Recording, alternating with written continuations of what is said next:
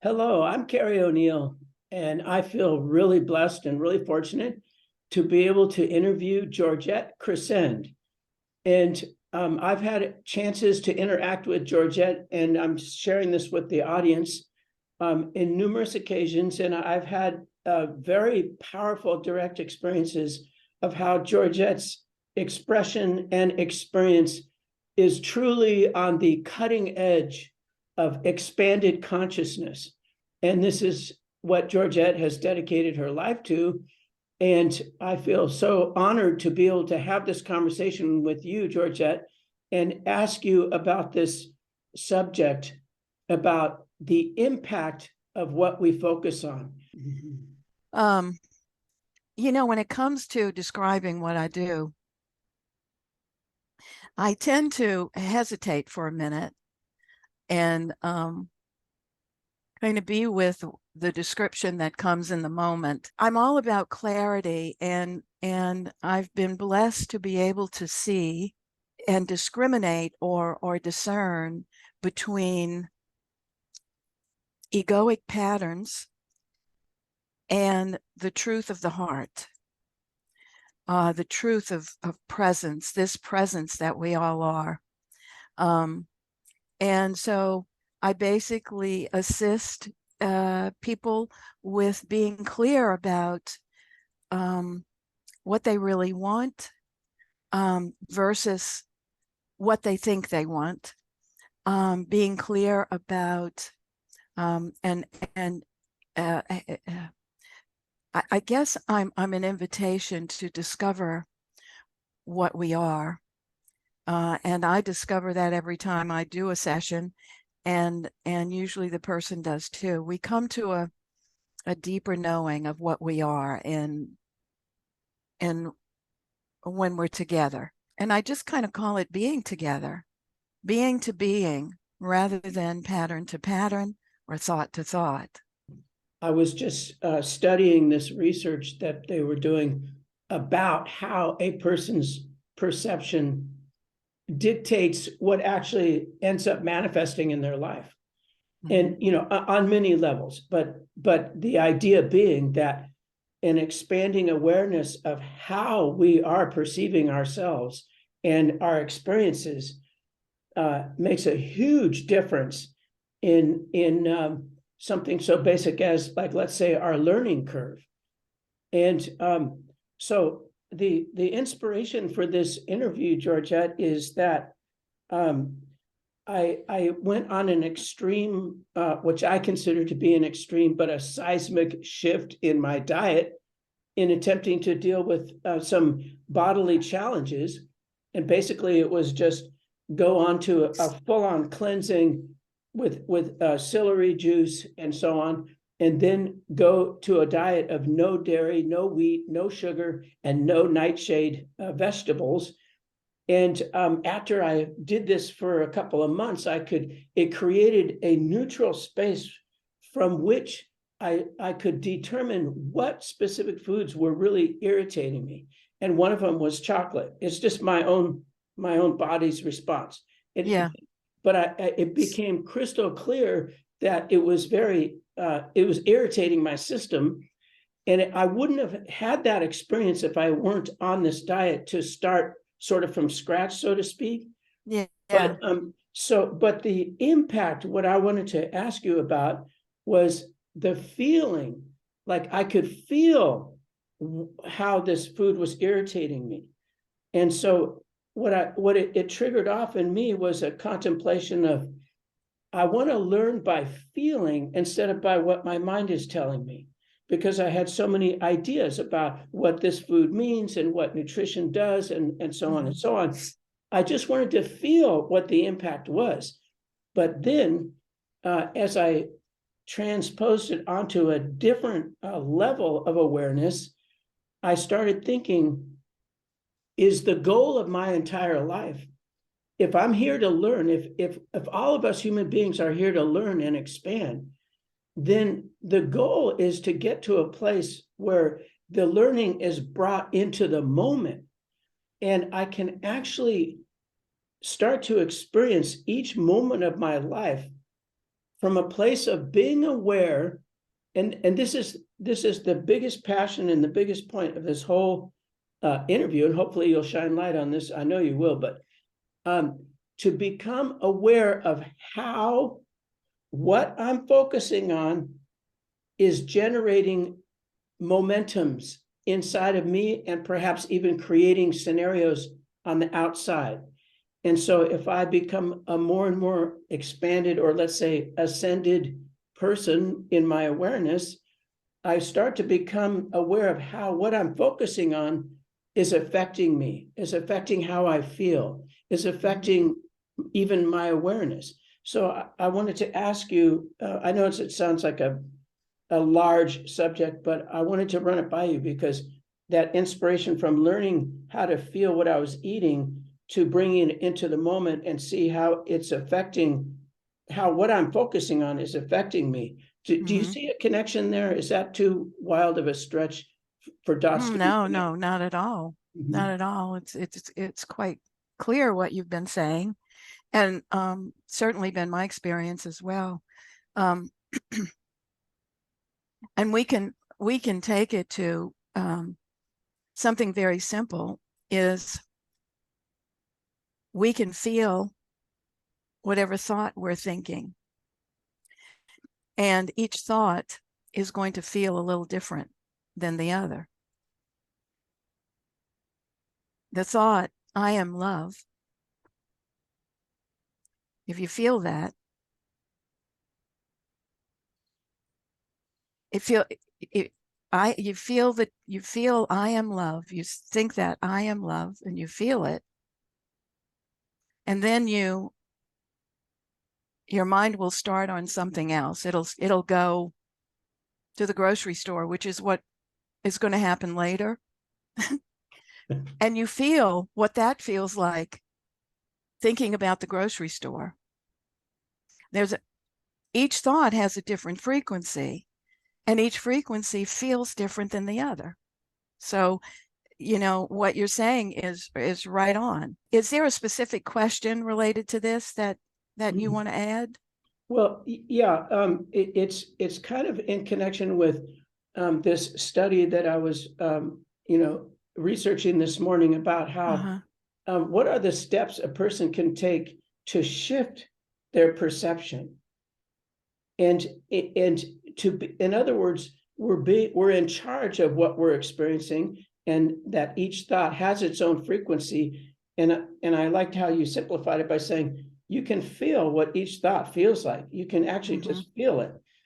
And the idea being that, what if I get to a place where the narrative of what I'm experiencing, is either diffused or removed, and I can just cut to just the raw feeling and learn from that, and not have this whole narrative going on in my brain.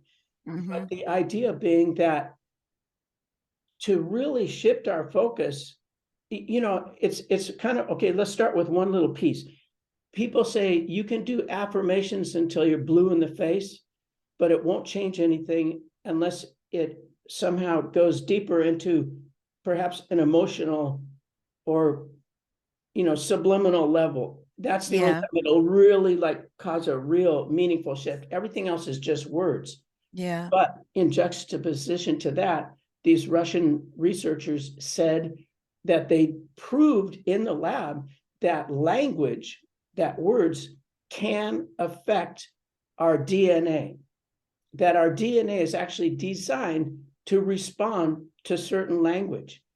And so how does a person take charge of that mastery of becoming aware of the impact of what I'm focusing on, and simultaneously be proactive and say, well, how I'm interpreting what I'm focusing on is what's really either causing a positive or negative, quote unquote reaction. Yeah.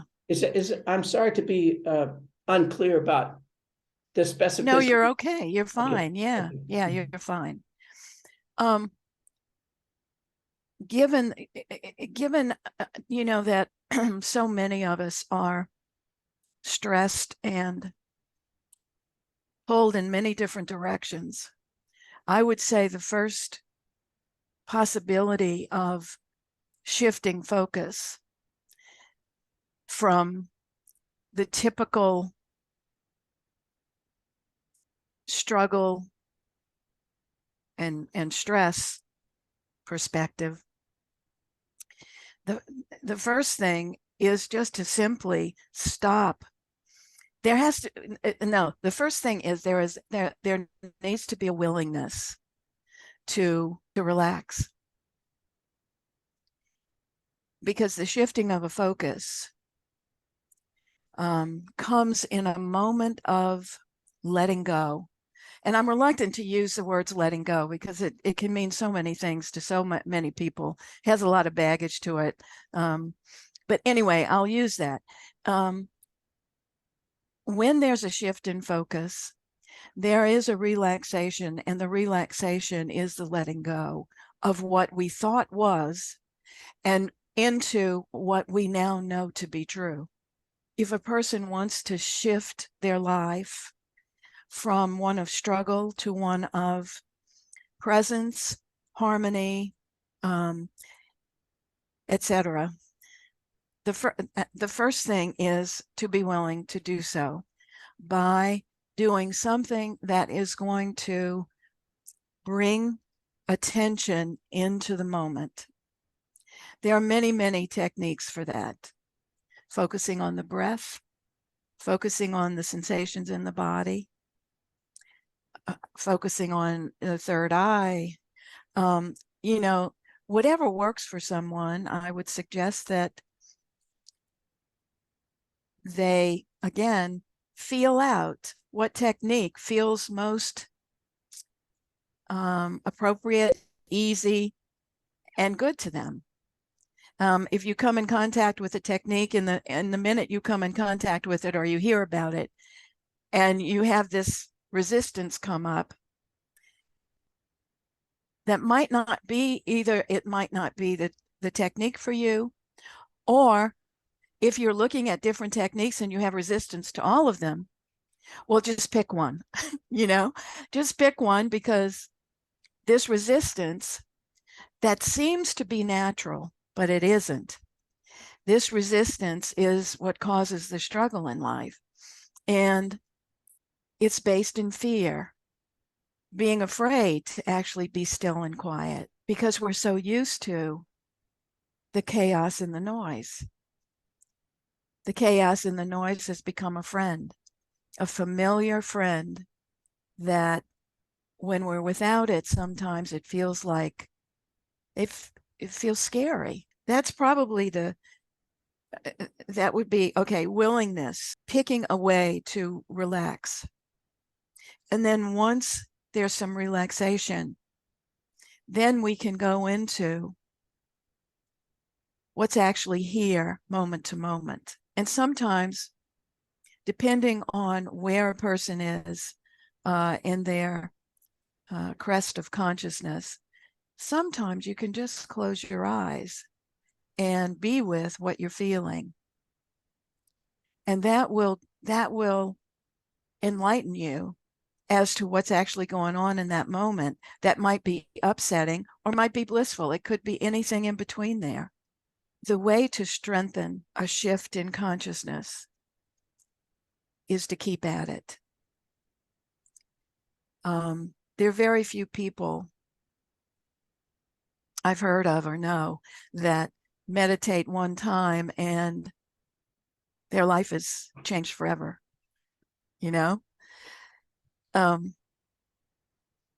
So yeah, to keep at it and to bring into your life a person that can support you with that, a person that's on the same path, a person that's committed to having life be all that it's meant to be, which includes ups and downs. And the more we perceive life from a higher perspective, and when I say higher, I just mean more expansive. I don't mean better than. More expansive consciousness, will perceive an upset differently than a less expanded consciousness.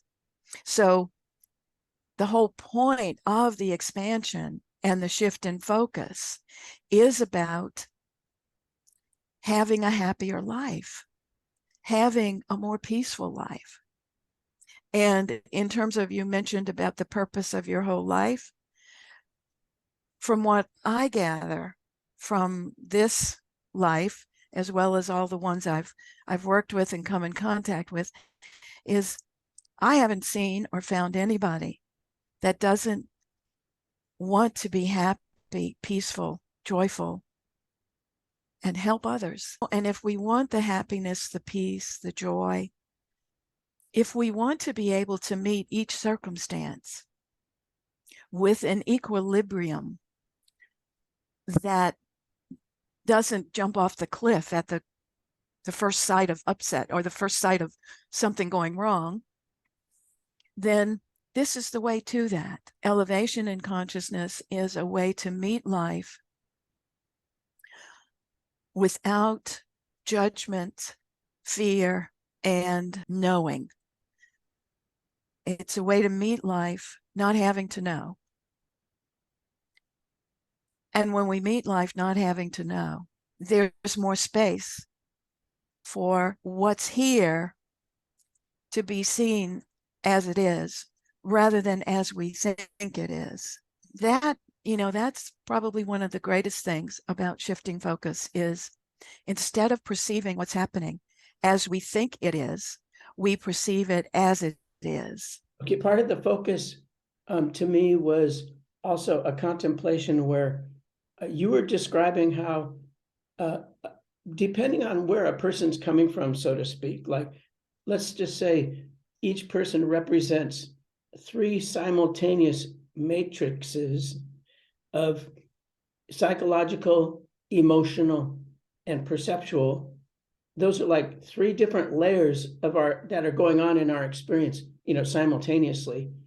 And so we were having a conversation about how you can have the perfect idea or the perfect plan or the perfect opportunity for a certain situation, but people are responding to where you're coming from emotionally, or subliminally. They're getting a feeling like it's not a perfect opportunity. It's not a green light.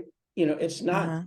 So I started thinking about the laws of creation and in terms of vibrational frequency. And they were saying how if you have 2 tuning forks that are precisely exactly tuned to the same frequency, then this one can activate the frequency of this one.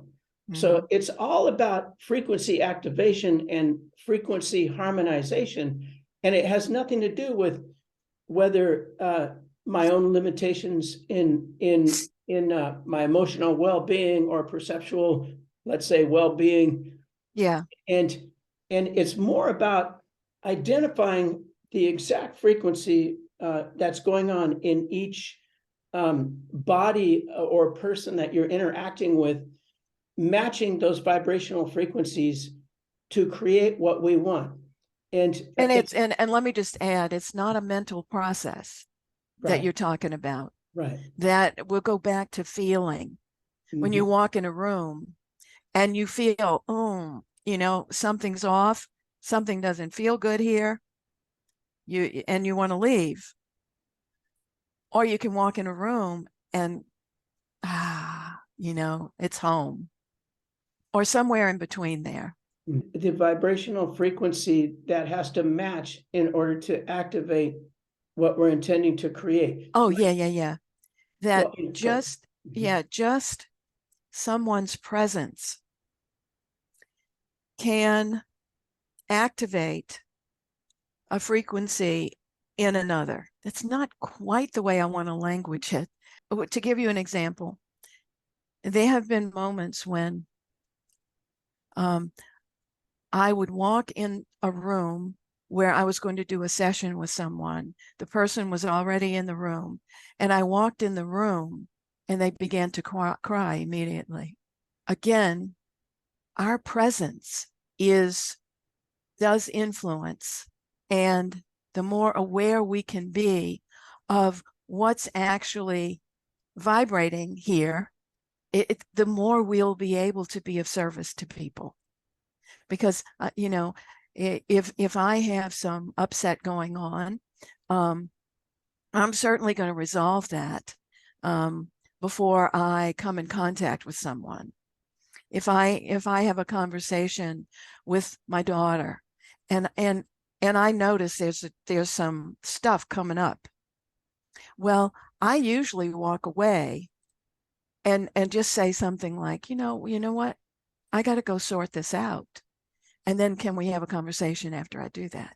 Because in the midst of the upset, no telling what I'm going to say, because what's seeing through these eyes is the pattern that got upset, rather than the presence that has no upset. But in that situation, it's kind of like you prefer to feel a sense of well-being. And if your daughter's saying or doing something that seems to go against your perception of what is well-being, is that the source of the friction? No, it's not exactly what's happening. Sometimes in the midst of an emotion or sensations and emotions that come up in a conversation with her,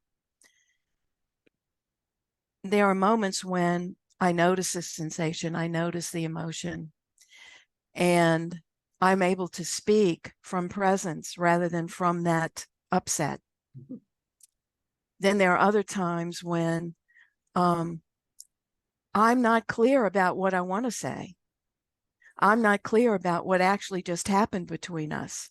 So I move away to get clear, and then come back when I'm clear and share what I got clarity on. It's usually about me and the fears here, Right. Not hardly ever about her. And so in this, we're having this conversation about expanded awareness in the moment and how that affects our perception. And if we're able to expand enough to identify how what we're choosing to focus on, how that is making us feel, and how that is actually generating things in motion by virtue of us focusing on it. Mm-hmm. And in that conversation about whatever you focus on, you get more of, because that's where your attention is directed toward. So in shifting your focus, in shifting your perception, let's say for the better, not that there's any worse, but let's say you want to expand, shift your perception for the better. They were talking about how if you have one thought and you know how that thought makes you feel, exactly like what you said. Let's say I choose to think, I am love. That's who I really am. That's my identity. I am love. So that thought makes me feel a certain way.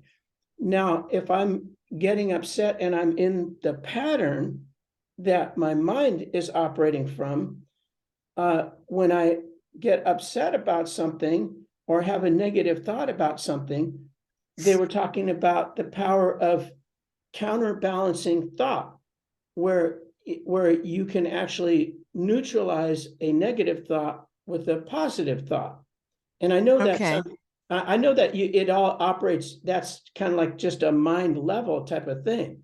But they were saying how there's even in the audio frequencies, it's possible to generate a certain audio frequency that actually quiets a noise audio frequency, that there's counterbalancing. So basically the idea being that counterbalancing the frequency is what can bring it into alignment, or bring it into a place where you can see what needs to shift, or you can see what's blocking your perception of what's the real truth. Well, I consider that a technique as well, to, replace a thought with another thought. And hey, if that works, if that helps you to relax and see more clearly, have clarity, then use it. And the idea, Georgette, just to complete that thought, was that in recovery programs, they talk about the power of contrary action. That if your mind is telling you to eat this piece of cake, you take contrary action and you go for a walk outside or something. They're just saying that contrary action can be one of those counterbalancing Mhm. frequency generators that bring you Mhm. more into balance, more into harmony with. Yeah. Yeah. Well, again, that's another technique. And I say if it works to bring one into more balance, to bring one into a more harmonious equilibrium, I would say use it. The best and easiest, most direct way to shift attention from that of struggle to silence and peace and harmony is to be right here with what is. To replace a thought with a thought, to me, that still keeps us in the mental realm. And what we're wanting is we're wanting to be okay with using the mental realm, but as a student, we don't want it to be the mentor. And when you change a thought with another thought, does it invite? It could invite a shift in consciousness if you can feel the difference between the first thought and the second one. But again, it brings you back to a deeper awareness of what the two thoughts feel like. Mhm. And not so much that changing the thought is what worked, but actually feeling the difference is what works to raise consciousness. So that is the most powerful, let's say, tool that could be used, is because that's extremely subtle. How many Yes. people are aware of what a thought makes them feel? It's like that sensing operation when we're in the, like you're saying, when we're in stress and high-paced, high-pressured lifestyles, and we're interacting with all these people and doing all this different stuff.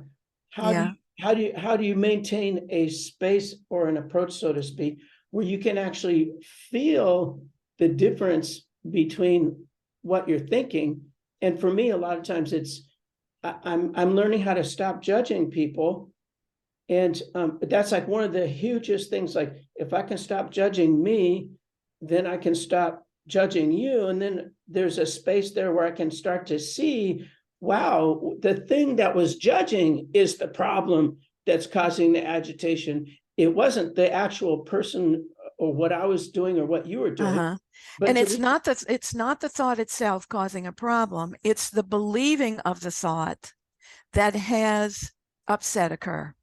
Thoughts are not problems. They don't cause problems. Thoughts don't cause us to feel the way the way we do. It's our giving energy to by believing the thought that has us feel X, Y, and Z. It's very important to know the difference there. yeah, but the challenge is to put that into practice, like, like Well, on an yeah, expanding level. So, yes. so to that end, I wanted to ask you, is my identity nothing more than my perception? Well, which identity are you referring to? If I think Because of me, there's and only if I the think like, me, okay, like let's just say a Carrie. psychological principle, a psychological well-known principle is that we derive our sense of identity through interaction with other people.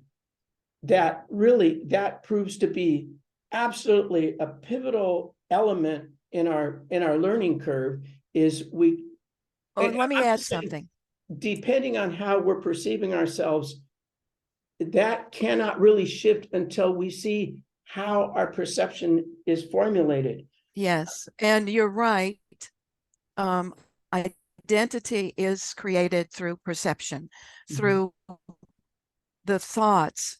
You know, Carrie and Georgette are nothing but thought stories. There's no real Carrie, there's no real Georgette. You can't find the self here. There's only stories about a separate self that is the type of person who, and then you fill in the blank. Mhm. By So you're right on in terms of perception. And so my question being that, when you do these personality studies, the first thing that everyone says across the board is, well, you look at the person's behavior. That's how you get the information about their personality. And I don't know if that's really, if those are just theories, or is this really a real deal? Like, I'm just saying this because I sincerely want to be open and not be attached to any particular identity that I think I have, but mastering what I focus on and mastering what I'm thinking about and being aware of what that's doing to me. Yeah. That I'm doing to myself, Yeah. There's only, I'm going to use the word identity. There's only, maybe let's use the word reality with a capital R. There's only one true reality, and that is what we are, which is this spacious, infinite, boundless field of love. It loses and finds itself over and over again in identity. Okay. And that's all that is, It's this spacious infinity of love, losing and finding itself in Georgette, in Carrie. When infinity loses, so to speak, it never really loses itself. It just appears that way.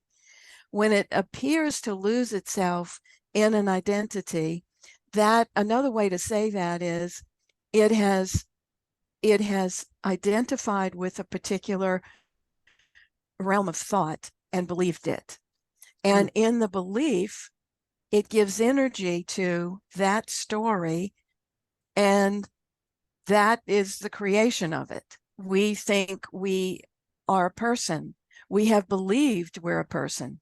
Yeah, I love how you're saying, like, I was told that as a human being, we took on the density of a human body for the purpose of creating contrast, so that our infinite true self has this limiting body through which the contrast created by that density can cause us to be in a situation where we can expand and learn more about ourselves and about the infinite reality that exists. Yeah, I mean, that's just a philosophy, but there is something about the contrast and the density serving that purpose of expansion and learning more. So so isn't that part of the premise of, if you're upset, you allow yourself to feel the source of that upset, because it's showing up to teach us something about, or something about maybe how we're not looking at it properly, or we're not in any upset is a gift. Any moment of whether it's excitement or upset or even bliss, it's all a gift. And it doesn't mean anything other than, if we give it meaning. In Walter Russell's The Secret of Light, he says, we live in a dual wave electric universe of rhythmic balanced interchange, of rhythmic, and that everything in the whole creation is either going away from or coming back to stillness. And that stillness is the space where all things are created from. And that everything is either in gravity or, or repulsion, or, from stillness. And in that rhythmic balanced interchange, this is how we're set off onto this course where that's what's happening with the body too. So that every action has an equal reaction, and every thought has a commensurate energetic reaction somewhere in the universe, whether we're tuning into it or not. But it doesn't mean that frequency.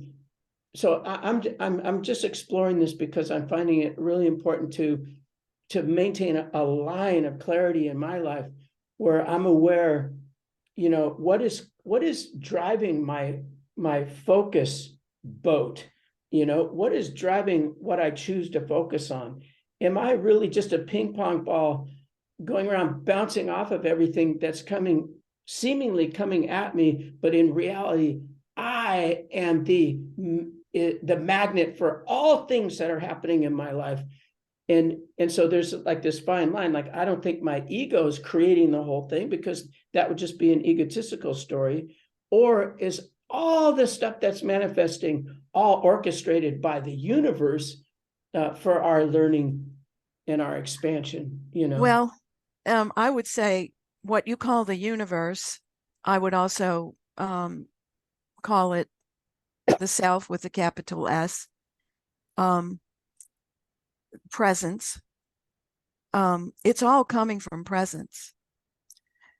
The ego has no ability to create. I've experienced real silence for I used to practice meditation 2 hours a day for over 30 years. And that's the whole entire goal of meditation, is to become quiet, you know? And I have experienced periods of silence, or listening to the internal, you know, harmony, or focusing on the breath, like you're saying. But does that mean that if there's no thoughts, there's no ego? At the moment of no thought, I guess I could say there's no ego. But really, in fact, there is no ego no matter what. It's we've made it up. We've made up the term ego to describe this voice in our head. I don't want it to sound woo-woo here.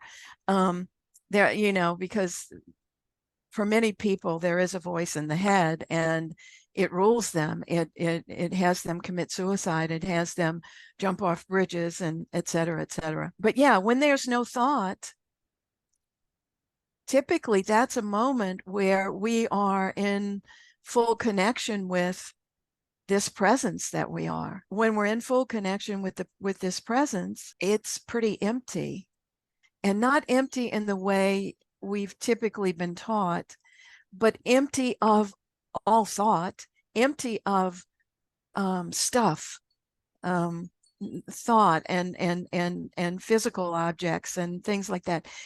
But it's full of life, but empty of shall we say, content. So it's conceivable to, for me, it's conceivable that I could reach a place inside myself where I could say, the ego has no reality, but there is this person that has a name to it, and you know, and people say, "Oh, I know, Carrie. He's like this. He's, you know, the blah blah blah blah blah." And there's all these handles, these psychological handles that people stamp on everybody in their just even in their organic process of trying to understand people, or understand what people are all about. We project and we judge that person, and we think, oh, they're just in left field, or they're just, or they're totally right on. And maybe that right on is only because it matches my idea of what, exactly. Right and that's, you know, that's the challenge of relationship, is to meet people, whether it's somebody you haven't seen in a long time or somebody you live with day in and day out, is to meet them in the moment for the first time every time, and to not know what, you know, to recognize that I think I know who that is, and throw it all out. Don't know who someone is. Meet them for the first time every time, and see what happens. It's the end of struggle for sure in relationship. The more we can not know someone and just meet them momentarily, first time, right now, even though we just saw them 5 minutes ago, things change. That becomes a change. That is a change in perspective, to not know who they are, to drop everything we thought about them, or really start with ourselves. Drop everything we think we know that we are. Drop it all. Start from scratch. That's just the whole problem. My mind thinks it knows who I am. It's like that joke, you know, that I heard in AA about how my ego is so huge it thinks it can kill me and live on. Yeah. You know what I mean? It's like the ego has a life of its own, and it's Yeah. doing, and Yeah. and And and none of that's true. It does not have a life of its own. Its only life comes from us, this presence, by identifying with it and believing it. That's where it gets its life. Once we remove our focus from it, remove our attention from believing that all thoughts are true, then thoughts begin to die. so really the identifier of the focuser inside of us, our true self, our true, let's say we really did have a true identity. It's the thing that can It's presence. Our yeah, true identity is this boundless, boundaryless, spacious, infinite love. that sounds like it's probably true, but I can't say that's my experiential reality. And Well, my it isn't in that, this moment, is it? It's just this moment, but it doesn't mean it's not true. See, we think there's an experience that we can have that shows us this presence. But experience happens in the presence. If we have an experience of bliss, most people would say that I experience presence and in the blissfulness. Well, it's really an experience of bliss that happens within the presence. Presence is the holder of an experience. It's not the experience itself. So you can have an experience of bliss or an experience of trauma and turmoil and horribleness. But that's all happening within presence. And it's not really a blissful experience is not necessarily any more related to presence than a traumatic experience. It's like Lao Tzu said, and he's really like the warrior for Zen, Buddhism, like the original. And he said, what is more painful, gain or loss? Because we've all been taught that gaining is a good thing and loss is a bad thing. Yeah. And he's bringing a thing is what benefit of that experience really happens, And Yes. so it reminds me of that conversation. It's like to be somehow be able to step out of the duality, Yeah. and Yeah. and so, but the idea being that presence, it's you can't go to presence and have a conversation with it and expect it, because this is the biggest problem around the world is somebody wants to know God or something called God, and they want to have a conversation, and it's like, well, God's never spoken to me. He's never said anything to me. Presence doesn't. Okay, so we had this conversation before, right? Does presence care about? No, we've never had this conversation before. We've never had this before, but does presence care about you as an individual? Does it care what happens to you? Is presence concerned that you end up here or there or learn anything? I would say yes. I would say yes, but I'm not saying yes exactly. Because there is an innateness in this presence that is, for lack of a better way to put it, for the good. An innateness for the good. However, it's not, there's no attachment, because what might be good for someone is a traumatic experience.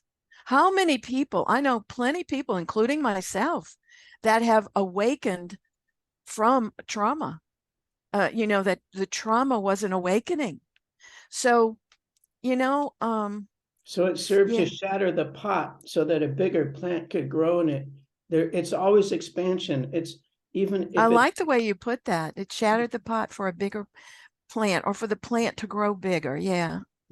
I like that. And maybe all the pain, maybe the actual quote trauma is nothing more than witnessing the pot shattering, and what you thought had stasis was actually dynamic, and it wasn't going to hold that form. Beautiful, beautiful. Yes. You see, presence sees the shattering of the pot equal to the not shattering of the pot. Trauma is equal to bliss in the eyes of presence. Everything is equal. There's no judgment or this is bad, this is good. There's no duality. And again, that's certainly a challenge for me. And it comes up every day, this tendency to make good and bad. And I want to live a life where I'm really, truly knowing. I'm really, and from an experiential. You don't have to wait for that, because you sound like you want to live a life like you're putting it off into the future when it's right now. Yeah, it's happening now, but I want to expand that, let's say, or strengthen it, or empower, an increased awareness, so that my learning curve is producing,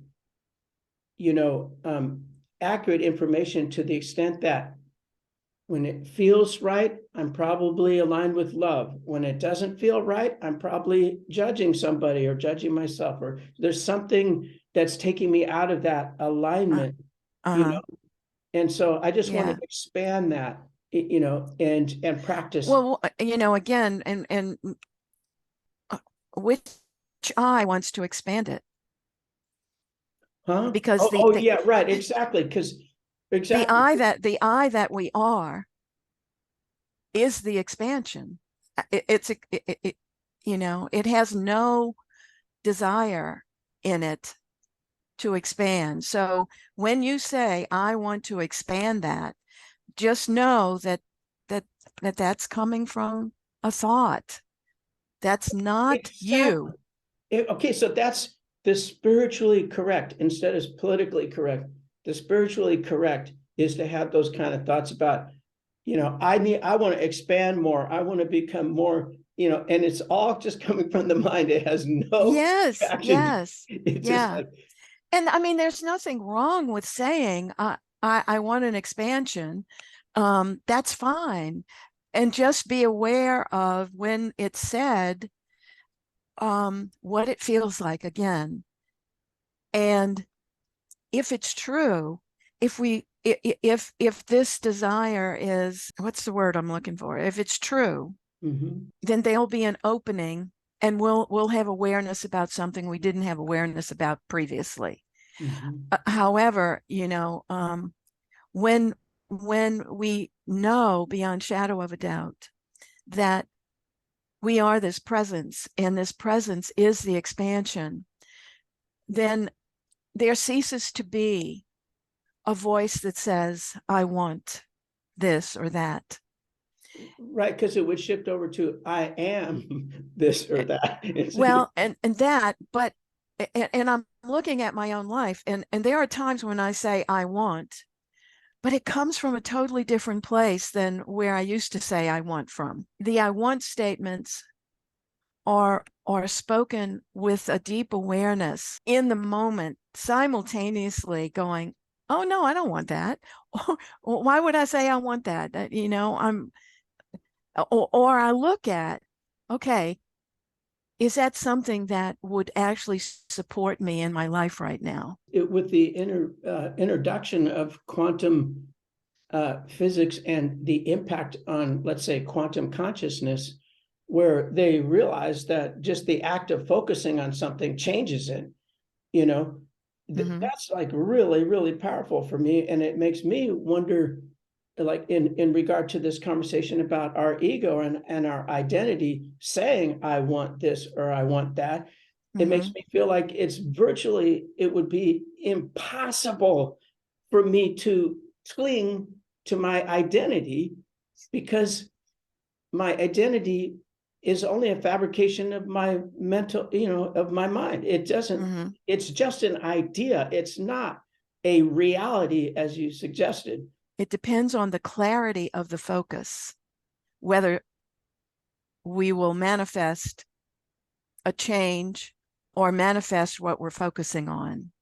So You the know, does the clarity of focus identifies the frequency of the focus, the energetic yes. impact of the focus. So And how if do you there's, how do you get the clarity to a point where it's the focus is so clear as you're describing, like the more clear the focus uh-huh. is, the more of an how do you expand your focus to be so utterly sharp like a laser beam that it can just burn a hole through anything? You know what I mean? It's not like Mhm. the ego wants that kind of power, but if you want to generate some momentum in life, and I'm hearing you say the clearer your focus is, the more likely more momentum will be generated. Uh-huh.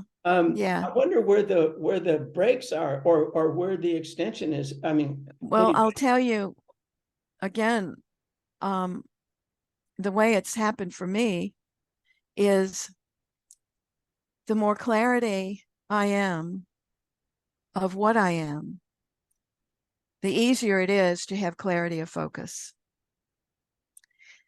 Actually, also, the more I am what I am, this presence, the less focus I put on anything. and yet it's impossible to not focus on something.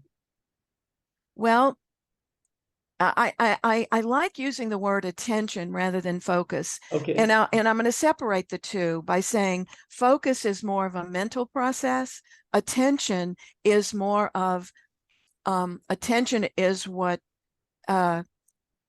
it comes from presence. Again, I'm making up these definitions so that I can speak about it with more clarity. Clear I am about what I am, the less mental focus I put on anything. And I go moment to moment, feeling into what feels right. Do I go left or do I go, oh, it feels right. Right. I go right. I have a thought about going to the grocery store. I stay with it a second, feel it. And then I go take a bath. You know, didn't feel it. I didn't feel that one. I'm not going to the grocery store. I just had the thought, you know. I sometimes have a thought, I'm going to go take a shower. Feel into it. I get in the car and go to the grocery store. You know, it's it's like that. You know, there isn't the mental focus. Not that there's anything wrong with that. There isn't.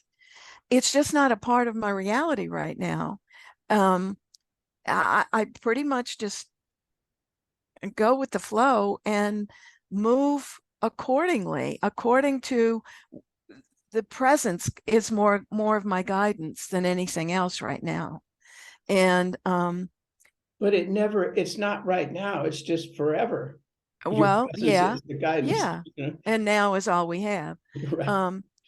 So if a mental focus is supporting you to be in alignment with the presence that you are, so be it. So be it. I do have this one thing to add. You were asking what's the way to have clarity of focus or clarity of attention. In order to amplify the frequency. Yeah, the amplification of frequency comes with the clarity of what we are. So I would suggest this for you, for me, for anybody who reads or listens to this. Have a willingness, if you can, to know what you are and ask for it. Let it be a so-called prayer. Show me what I am. And know that you're saying this prayer to yourself, which is presence. You're not asking some separate entity to show you anything, although you can. We all have guides, spirit guides, etc. You can ask them to help you see and feel what you are. That's where clarity comes from. That clarity just flows into every part of our human lives so that we can be clear no matter what, in upset or in bliss, and anything in between. And so we will conclude this interview with a celebration of the power of clarity. Okay.